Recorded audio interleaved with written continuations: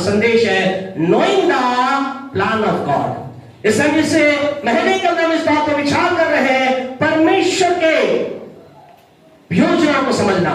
You need to know the plan of God for your life. आपको मुझे परमेश्वर के प्लान को जानना है, परमेश्वर की योजना को जानना है। हम कहां आ गए हैं?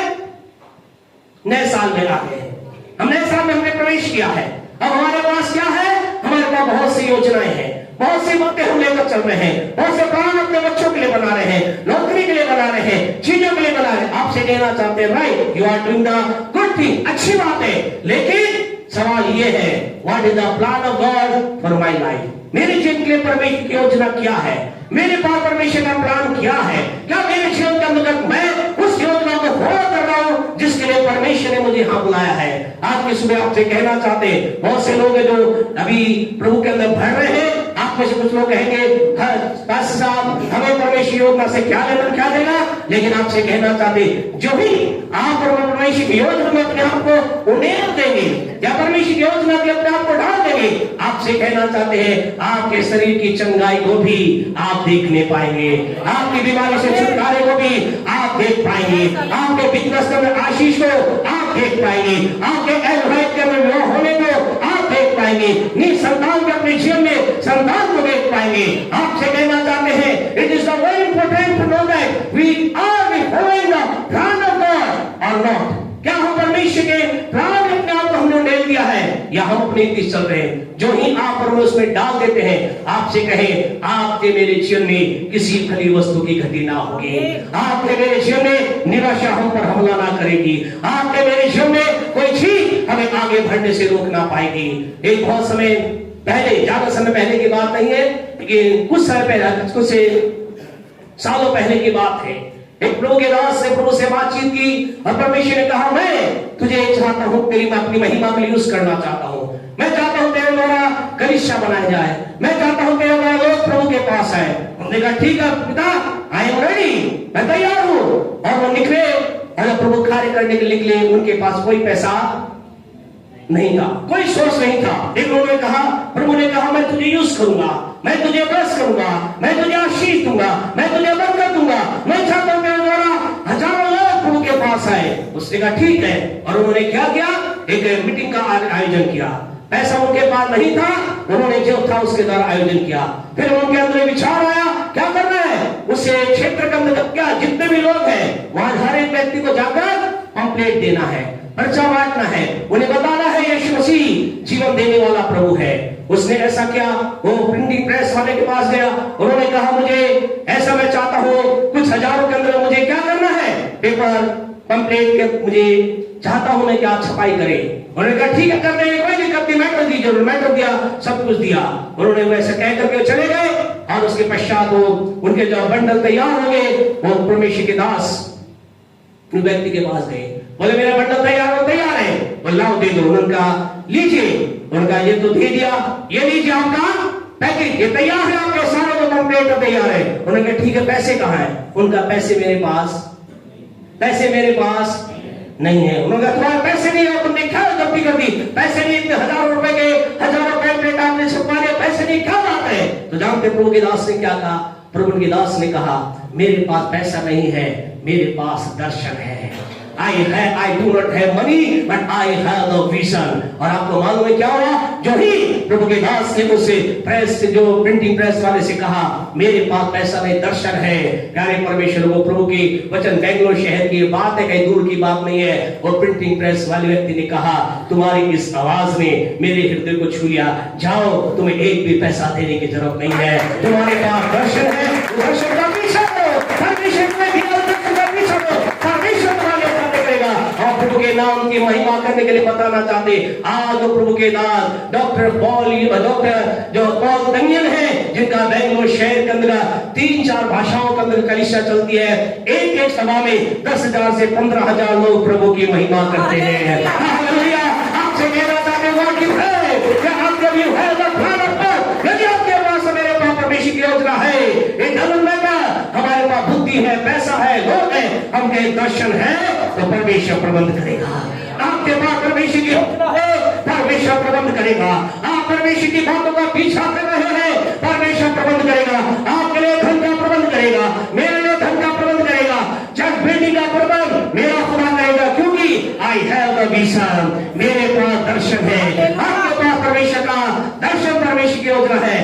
परमेश्वर हर चीज का प्रबंध करेगा। आपसे कहना चाहते हैं दुनिया के पीछे भागना बंद करें, आइए परमेश्वर के प्लान के पीछे भागना चालू करें। परमेश्वर आपसे क्या चाहता है उस चीज के लिए अपने आप को दे दे।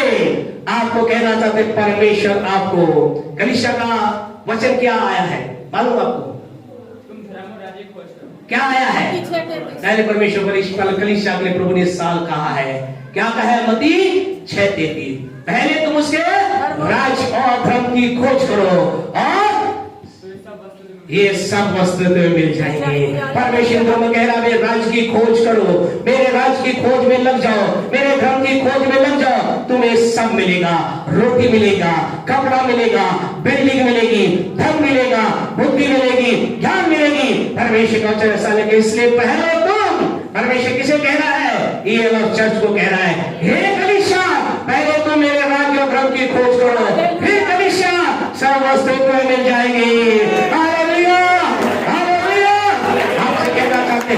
आपका मेरा परमेश्वर सब देना चाहता है, आपका मेरा परमेश्वर प्रोवाइड नहीं करना चाहता है। लेकिन सवाल, are we following the plan of God? क्या हम परमेश्वर की योजना में अपने आप को दे रहे हैं? क्या परमेश्वर के प्लान में अपने आप को दे दिया है? अब आप कहेंगे बस परमेश्वर की योजना हमारे लिए क्या है? दो बातें हैं परमेश्वर की योजना के अंदर है। नंबर 1, परमेश्वर की पहली योजना एक ऐसी है जिसे हम सबको मानना है। That is the compulsory. कितने लोग हैं जिन्होंने 12 से आगे पढ़ा है? हाथ मत उठाना। कई लोगों ने 12 से ज्यादा पढ़ा है। तो क्या होता है 12th 11th 10th के बाद क्या होता है? 10th के बाद कुछ सब्जेक्ट लिए जाते हैं। उन सब्जेक्ट में 2 भाग होते हैं, एक तो ऑप्शनल और कंपल्सरी। मतलब कुछ भी करो। कई लोग कहते हैं इंग्लिश मुझे कठिन लगती है, मैं नहीं पढ़ना चाहता, लेकिन पढ़नी ही 11 में पढ़नी पड़ती, कंपल्सरी है। आप ऑप्शन आपके पास, मतलब आप उसका इनकार नहीं कर सकते। हाँ ठीक है, मैथ कमजोर है, लोग कहते हैं मैथ से मुझे बहुत डर लगता है, पसीने आ जाते हैं, मैथ का नाम सुनते ही पसीने आ जाते हैं। तो ठीक है, वो आपके लिए क्या है? ऑप्शनल है। ठीक है, छोड़ सकते हैं, मैथ को छोड़, इंग्लिश को नहीं छोड़ सकते, हिंदी को आप नहीं छोड़ सकते। ऐसे आपसे कहना चाहते हैं there is something that is compulsory plan of God for everyone. हम में से हर एक जन के लिए परमेश्वर का एक कंपल्सरी प्लान है। उसे आपको मुझे पूरा ही करना है, उसे आपको मुझे मानना ही है। हम उस कंपल्सरी प्लान की ओर देखेंगे। क्या है? यशायाह नबी की पुस्तक 43 मेहरबानी से निकाले, उसकी 7 को पढ़े। यशायाह 43 का 7 पढ़े। हाँ जी। हर एक जो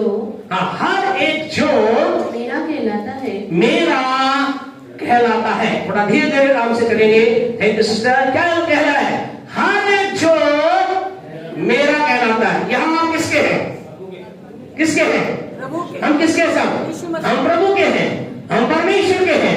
परमेश्वर का हर एक जो मेरा कहलाता है। आप लोग आपसे पूछते कौन हो, तो आप क्या कहते? मैं प्रभु का जन हूँ, मैं परमेश्वर का जन हूँ, मैं प्रभु के पीछे चलने वाला हूँ, मैं परमेश्वर की राह पे चलने वाला हूँ, मैं परमेश्वर का हूँ। प्रभु कहता हर एक जो मेरा कहलाता है। हाँ जी, आगे। हाँ से खड़े आगे। जिसको मैंने अपनी महिमा के लिए सृजा, अपनी महिमा के लिए सृजा, जिसको मैंने रचा और बनाया है। आंख रहते हुए। हाँ जी, दोबारा पढ़े, दोबारा। हर एक जो मेरा कहलाता है। हाँ जी, जिसको मैंने अपनी महिमा के लिए सृजा। बस क्या लिखा है? जिसको मैंने अपनी महिमा के लिए सृजा है। आपसे कहना चाहते हैं why God has created you? परमेश्वर ने क्यों आपको बनाया है? क्यों आपको मुझे बुलाया है? क्यों आप और मैं आज प्रभु के पास आए हैं? What is the compulsory plan of God for your life and my life? मेरे आपके जीवन के प्रभु ने जो हम उसके कहलाते हैं इसलिए बुलाया कि हम क्या करें? अब उसकी महिमा करें। आपसे कहना चाहते हैं फर्स्ट प्लान आपके मेरे जीवन के लिए परमेश्वर की है, वी ग्लोरीफाई हिज नेम। हम उसके नाम की महिमा करें। आप उसकी महिमा के लिए बुलाए गए हैं, आप उसके नाम की महिमा करने के लिए बुलाए गए। आप जितने भी लोग यहाँ पर हैं, प्यारे परमेश्वर, आप इसलिए बुलाए गए हैं कि आप परमेश्वर की महिमा करें। आप जो कोई भी हो, आपका बैकग्राउंड कोई भी क्यों ना हो, आपकी भाषा कोई भी क्यों ना हो, आपके जीवन में आपका स्टेटस कुछ भी क्यों ना हो, आप और मैं इसलिए हर एक प्रभु कहता जो मेरे लिए बोलते हो, जिसे मैंने बुलाया है, वो किसने? हर एक को मैंने अपनी महिमा के लिए बुलाया है। आज की सुबह अपने आप से सवाल करें, क्या am I doing? Am I glorifying God? क्या मैं परमेश्वर की महिमा कर रहा हूं? क्या मैं परमेश्वर की महिमा कर रहा हूं? आज मेरे आप पे जो सवाल है, आपके अंदर से एक आवाज आ रही है यस, तो हम कहें गो फॉरवर्ड, आगे बढ़िए, कुछ अद्भुत आपके लिए आ रहा है। आगे बढ़िए, वो सर्वोत्तम आपके लिए होने जा रहा है। आगे बढ़िए, परमेश्वर के अद्भुत आशीष को आप देखने जा रहे हैं। यदि आप परमेश्वर की महिमा करने का रुके हुए हैं, परमेश्वर की महिमा के लिए अपने आप को रोक रखा है, परमेश्वर की महिमा आप पूरी तरह से नहीं कर पा रहे हैं, तो आज की सुबह आपसे कहना चाहते हैं, आज एक निर्णय लेकर इस हॉल से बाहर जाइए और प्रभु से कहे, प्रभु मैं जो मेरे जीवन में आपका जो कंपल्सरी प्लान है उसके लिए अर्थात तेरी महिमा के लिए अपने आप को समर्पित करता हूँ। मैं आपकी महिमा करूंगा, मेरे जीवन के द्वारा आपकी महिमा होगी, मेरे जीवन का हर से लक्ष्य होगा। Today from today onward, that is my first and the important point, I will do in my life that I will glorify your name. मेरे जीवन से, आज से मेरे जीवन से मेरा पहला कर्तव्य होगा, मैं परमेश्वर आपकी महिमा करूंगा। प्रभु तेरी महिमा के लिए अपने आप को देता हूँ। आपसे कहना, तब आप सुबह उठते हैं, क्या विचार के साथ आप उठते हैं? क्या इस विचार के साथ आज मुझे यहाँ जाना है, वहां जाना है, ये करना है, वो करना है, या आप प्रातःकाल उठकर ही कहते, प्रभु तूने मुझे तेरी महिमा अच्छा है, आज मैं तेरी महिमा इस देश में, इस शहर में, इस गली में, इस नौकरी में, इस जगह पर, इस काम में करने जा रहा हूँ। आपसे कहना चाहते हैं, हम जहां कहीं भी हैं, आप जो कुछ भी कर रहे हैं, जिस भी कार्य करना, पढ़ने वाले बच्चे हो सकते हैं, नौकरी करने वाले व्यक्ति हो सकते हैं, आप बहुत बड़े बिजनेस हो सकते हैं, आप किसी अंडर में काम करने वाले हो सकते हैं, लेकिन आप मेरे मेरा एक ही परमेश्वर के वचन के अनुसार ये है, हमें प्रभु की महिमा करनी है। अब आप कहेंगे, हस्सा महिमा का मतलब क्या है? हम तो महिमा कर रहे हैं।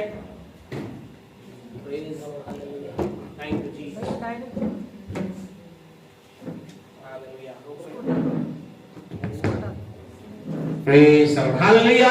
हम क्या कर रहे हैं? हम तो परमेश्वर की कर रहे हैं, हम परमेश्वर की महिमा कर रहे हैं। आपसे सवाल पूछेंगे, परमेश्वर की महिमा का मतलब क्या सोचते हैं? क्या कहेंगे? परमेश्वर की महिमा का मतलब क्या?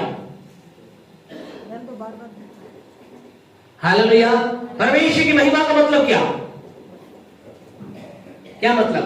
हाँ, मैं प्रभु की महिमा कर रहा हूं। कई बार बोल देते हैं, हाँ प्रभु मैं तेरी महिमा कर रहा हूं, मैं तेरी महिमा के लिए अपने आप को दे दिया, मैंने परमेश्वर तेरी महिमा के लिए अपने आप को समर्पित कर लिया। But what is the meaning of the glory of God? परमेश्वर की महिमा आप कर रहे हैं? हाँ आप कर रहे हैं। हाँ परमेश्वर की महिमा करना तो हाँ करना चाहते हैं, लेकिन उसके लिए करना क्या पड़ेगा? क्या कर रहे हैं आप प्रभु की महिमा के लिए? परमेश्वर की महिमा का कार्य क्या है? कौन सी बात है? आप क्या सोचते हैं? कोई बोलिए, भाई बहन बड़ा छोटा, प्रभु की महिमा का मतलब क्या? प्रभु की महिमा कर रहे हैं, आपको जानना चाहते हैं? आइए प्रभु के वचन में चलिए, मत्ती के 5वें अध्याय को निकालें और उसके 16 वचन को निकालें। मैथ्यू 5:16 मेहरबानी से पढ़िए, क्या कहता है? चलिए जल्दी जल्दी हम फटाफट। हाँ, मैथ्यू 5:16। उसी प्रकार तुम्हारा उजियाला मनुष्यों के सामने चमके की वे तुम्हारे भले कामों को देखकर तुम्हारे पिता की जो स्वर्ग में है बढ़ाई करे। प्यारे परमेश्वर प्रवचन क्या कहता है?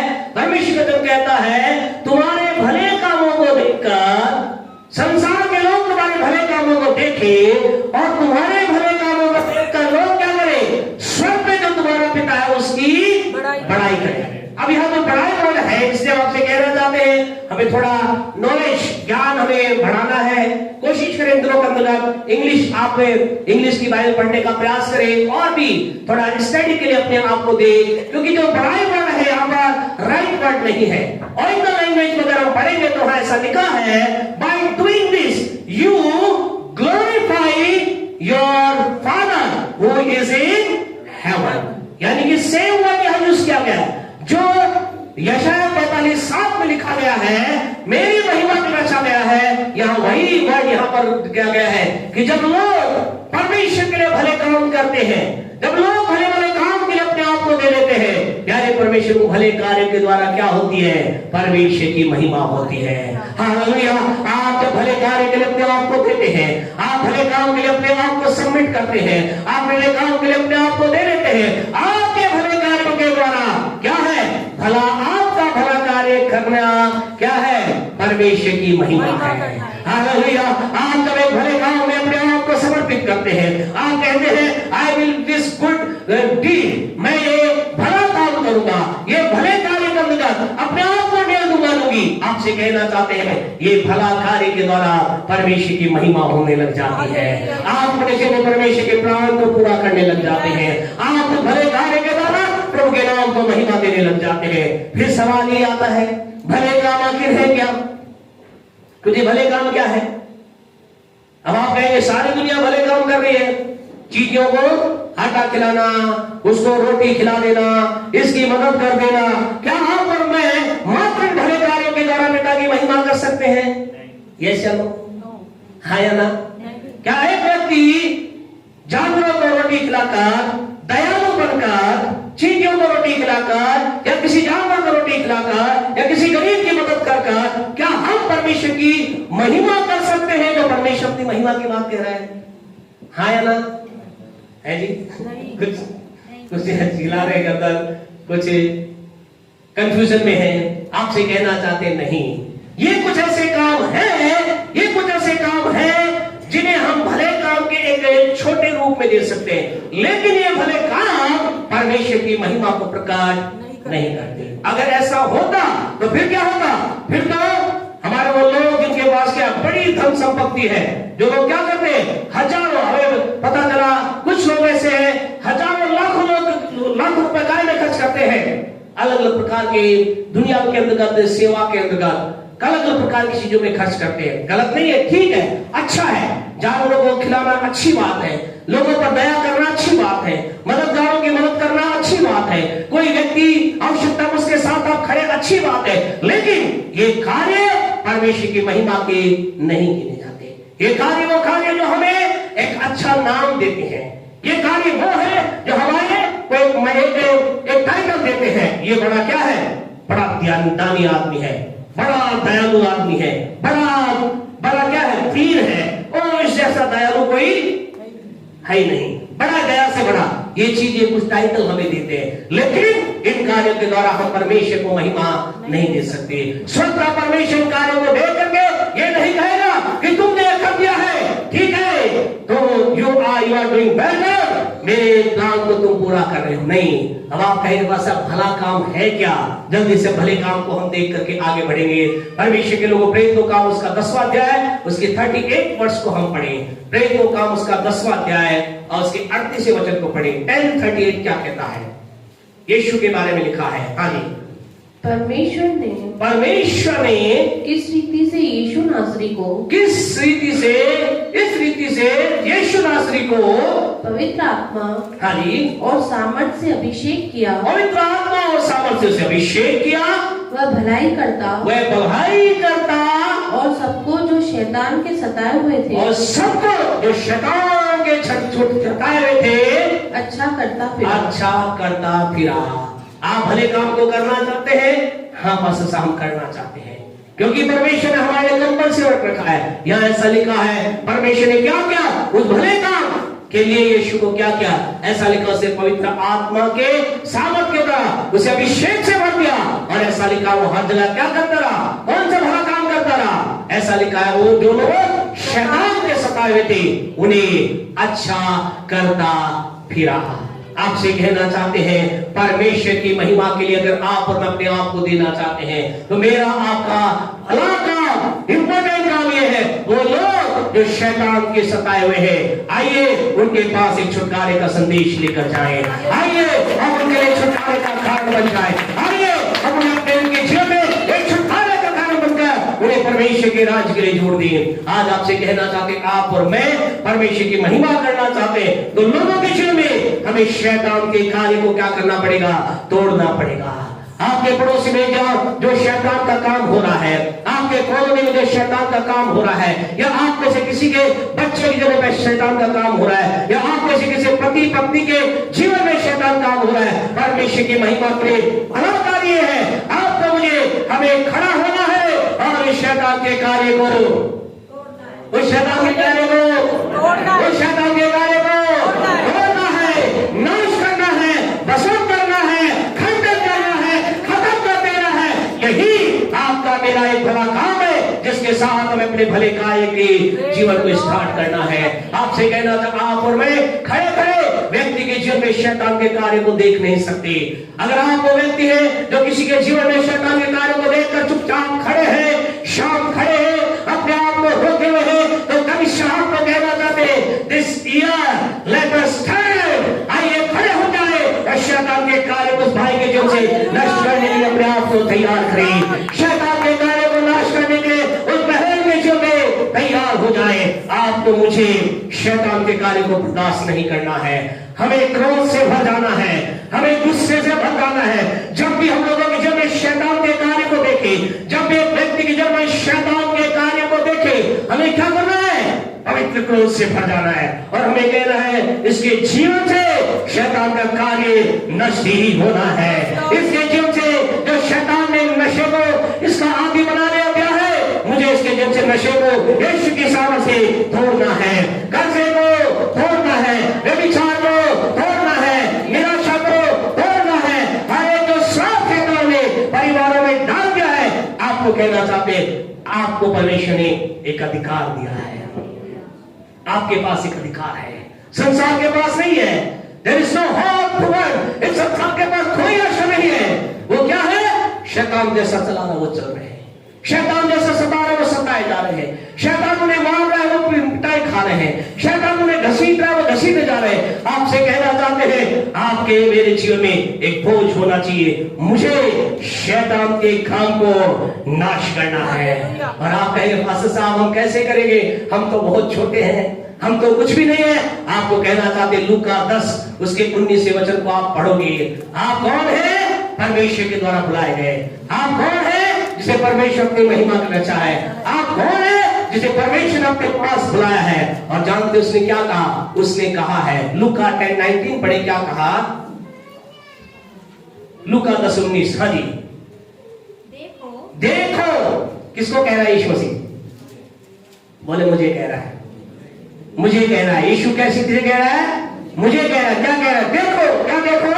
मैंने तुम्हें सांपों, मैंने तुम्हें सांपों और बिच्छुओं को रोंदने का, और बिच्छुओं को रोकने का, और शत्रु की सारी सामर्थ पर अधिकार दिया है। शत्रु की थोड़ी सी सामर्थ पर, सारी शत्रु की सारी सामर्थ पर मैंने तुम्हें अधिकार दिया है, और किसी वस्तु से तुम्हें कुछ हानि न होगी। हालेलुया! क्या कलीसिया ताली बजाएगी? क्या परमेश्वर के लोग हालेलुया बोलेंगे? क्या परमेश्वर के लोग चिल्ला कर कहेंगे हालेलुया? हालेलुया! आपसे कहना चाहते हैं आप साधारण नहीं है, अपने आप को हल्का मत समझिए। आपको क्या किया गया है? सांपों और बिच्छुओं को रोकने का अधिकार, सांपों और बिच्छुओं को मारने का, उन्हें खत्म करने का, उन्हें रोकने का, अर्थात मसलने का, जड़ से खत्म करने का क्या दिया गया है? आपको अधिकार दिया गया है। और शत्रु की आपसे कहना था, आपका शत्रु कितना भी तगड़ा क्यों ना हो, शत्रु का मतलब आज परमेश्वर के लोगों का शत्रु कौन बनता है? बीमारी कई बार शत्रु होती है, बेरोजगारी शत्रु होती है, नशा कई बार शत्रु होती है, गरीबी कई बार शत्रु होती है। आपसे कहना था, मैं खुदा का वचन कहता है शत्रु की सारी सामर्थ पर किसके पास अधिकार है? किसके पास अधिकार है? आपके पास अधिकार है। अपने अधिकार को प्रयोग कीजिए, अपने अधिकार को यूज कीजिए खुदा के लोगों, और उस अधिकार को यूज करके अपने घर से, अपने परिवार से, अपने बच्चों से शैतान के कार्य को नाश कीजिए। हालेलुया! हालेलुया! आपके पास सांप और बिच्छू को रोकने का अधिकार है, और शत्रु की सारी सामर्थ पर आपके पास अधिकार है। और किसी वस्तु से, कितनी वस्तु से? किसी भी वस्तु से। खुदा के लोग आपसे कहना चाहते हैं, आप में समय नहीं मालूम कितने लोग जानते हैं, नहीं जानते?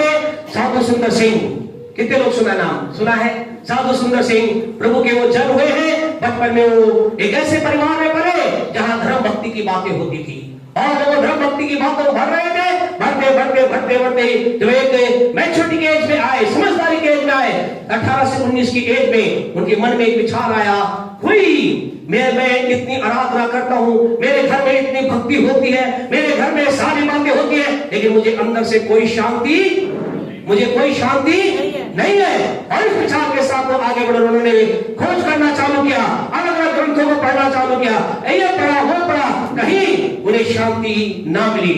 और एक रात प्यारे परमेश्वर, उनका घर एक ट्रेन के पटरी के पास से गुजरता था, और रात को 9 बजे उनके घर के पास से ट्रेन गुजरती थी, और उन्होंने अपने कमरे को बंद किया और उन्होंने कहा, आज की रात इससे पहले कि ट्रेन 9 बजे आए, अगर कोई परमेश्वर हो तो मेरे सामने प्रकट होकर मुझे कहे मैं जीवित परमेश्वर हूँ, सच्चा परमेश्वर, अन्यथा मैं क्या करूंगा?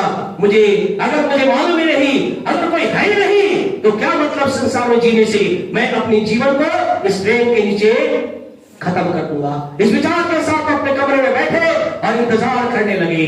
प्यारे परमेश्वर इंतजार करने लगे। शाम हुई, शाम ढल गई, सूरज ढल गया। 7 बजे, 8 बजे, 8:30 बजे, 9 बजने के लिए घड़ी आगे बढ़ी रही थी, लेकिन इससे पहले कि घड़ी 9 पर जाए, प्यारे परमेश्वर को एक सच्ची घटना है। क्या हुआ? उनका कमरा एक अद्भुत प्रकाश से भर गया। उनका कमरे में एक अद्भुत प्रकाश आ गया, एक अद्भुत प्रकाश उनका कमरा भर गया, प्रकाश से भर गया। तो प्रकाश में से एक आवाज आई। उस आवाज जानते क्या था? उस आवाज ने कहा, ए सुंदर सिंह, उस समय साधु नहीं बने थे, सुंदर सिंह थे।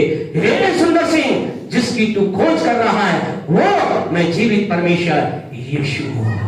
हालेलुया। उस यीशु ने उन्हें दर्शन दिया, उनका जीवन बदल गया। उससे लोग गिर गए और कदमों के अंदर गिर गए। वो ज्योति प्रकाश के अंदर से वहां तो यीशु क्या है, अपने आप को बोलेगा, यीशु अगर तू सच्चा प्रभु तू ही प्रभु है, मैं आज से अपना जीवन आपको देता हूँ। और उन्होंने अपना जीवन प्रभु को दे दिया, प्रभु के पीछे चलना चालू किया। आपसे कहना चाहते खुदा के लोगों, ये बोलना बहुत आसान, पास्टरों के लिए बहुत आसान होता है, खुदा के पीछे चलो, प्रभु के पीछे चलो, परमेश्वर तुम्हें आशीष देगा। पास्टर लोगों के लिए क्या होता है? बड़ा आसान होता है, लेकिन जो आप सामने बैठे आप कहेंगे इतना आसान नहीं होता। और सुंदर सिंह के लिए भी आसान नहीं था। जो इन्होंने अपने जीवन को प्रभु के लिए समर्पित किया, उन्होंने देखा उनके माता पिता ने ये प्रभु के अंदर लीन होने, उन्होंने कहा क्या बाइबल पढ़ते हो? बाइबल को उठाकर फेंक दिया गया। उन्होंने कहा नहीं, मैं इसी के पीछे जाऊंगा। उन्हें घर से निकाल दिया गया, उन्हें घर से निकाल दिया, कोई बात नहीं। वो यीशु के पीछे चलते रहे। और एक दिन उन्हीं के समाज के लोगों ने कहा, ये हमारे समाज के लिए क्या है? एक कलंक है, इसने हमारे समाज के नाम को नीचा किया है, हम क्या करेंगे? इसे खत्म कर देंगे।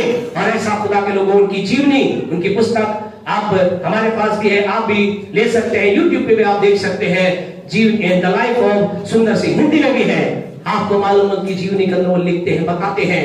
प्यारे परमेश्वर, वो लोगों ने इकट्ठा किया और उनके हाथ पैर बांधे, क्या कर दिया? उन्हें जहर पिला दिया। कैसे मार देंगे? और जहर पिलाकर क्या करा? एक ऐसे कुएं के अंदर डाल दिया जो था कुंड था, और कहा बस ये खत्म हो गया, ये खत्म हो गया, इसका जीवन खत्म हो गया। लेकिन आपको मालूम है परमेश्वर के लोगों, ये परमेश्वर का वचन सत्य है। इसमें जो लिखा है वो सच्चा है। इसमें लिखी बातें कहानियां नहीं, इसमें लिखी बातें घटनाएं नहीं, इसमें लिखी बातें राष्ट्र नहीं, नहीं, इसमें लिखी बातें सत्य है। और परमेश्वर के लोगों का अद्भुत बात यह है, चमत्कार की बात यह है, उस खड्डे में जब डाल देगा, ना जाने कहां से एक रस्सी उसे कुएं के अंदर आई और वो साधु सुंदर सिंह बाहर निकले। और प्यारे परमेश्वर के लोगों, उस ना तो जहर मार सका, ना वो कुआं कुंड मार सका, क्योंकि खुदा के वचन में लिखा है, जो मुझ पर विश्वास करते हैं वो यदि नाशक वस्तु पी भी जाए तो भी जिएंगे। किसी वस्तु से आपको मुझे हानि ना होगी।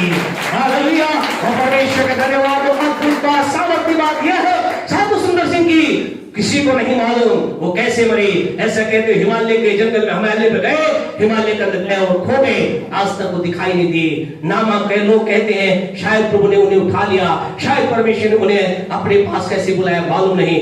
हम कहें ऐसी जीवनी आपकी मेरी हो सकती है, आप और मैं खुदा के लिए ऐसा जीवन जी सकते हैं। क्यों?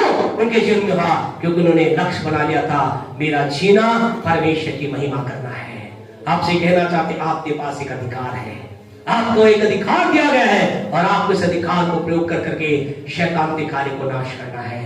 आज बहुत से लोग कहते हैं पास्टर साहब हमें मालूम नहीं शैतान का कार्य कैसे होता है। एक दो बातें जल्दी से शैतान के कार्य की बताए आपसे कहना चाहते हैं। मरकुस रचित सुसमाचार उसके 5वें अध्याय को निकाले। शैतान का कार्य लोगों के जीवन में पहचानना है, ये शैतान का कार्य है। मरकुस रचित सुसमाचार उसका 5वां अध्याय मेहरबानी से निकाले, उसके 30वें वचन को पढ़े क्या लिखा है। वह कब्रों में रहा करता था, वह कब्रों में रहा करता था। प्यारे परमेश्वर लोगों, एक व्यक्ति जिसके जीवन में दुष्ट आत्मा का प्रभाव होता है, अंधकार की शक्ति का प्रभाव होता है, वो कहां रहता है?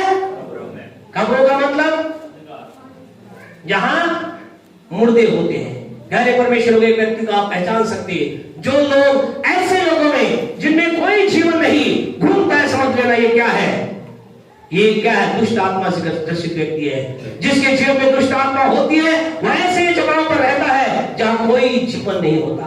वो अपने आप को ऐसे जगह पर रखता है जहां जीवन का कोई अस्तित्व नहीं होता।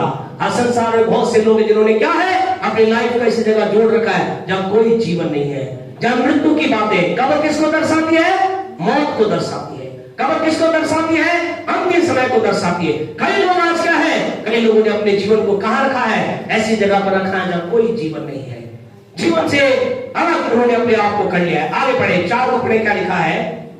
क्योंकि वह बार बार हाँ जी बेड़ियों और सांकलों से बांधा गया था, पर उसने सांकलों को तोड़ दिया, सांकलों को तोड़ दिया और बेड़ियों के टुकड़े टुकड़े कर दिए, बेड़ियों को टुकड़े टुकड़े कर दिए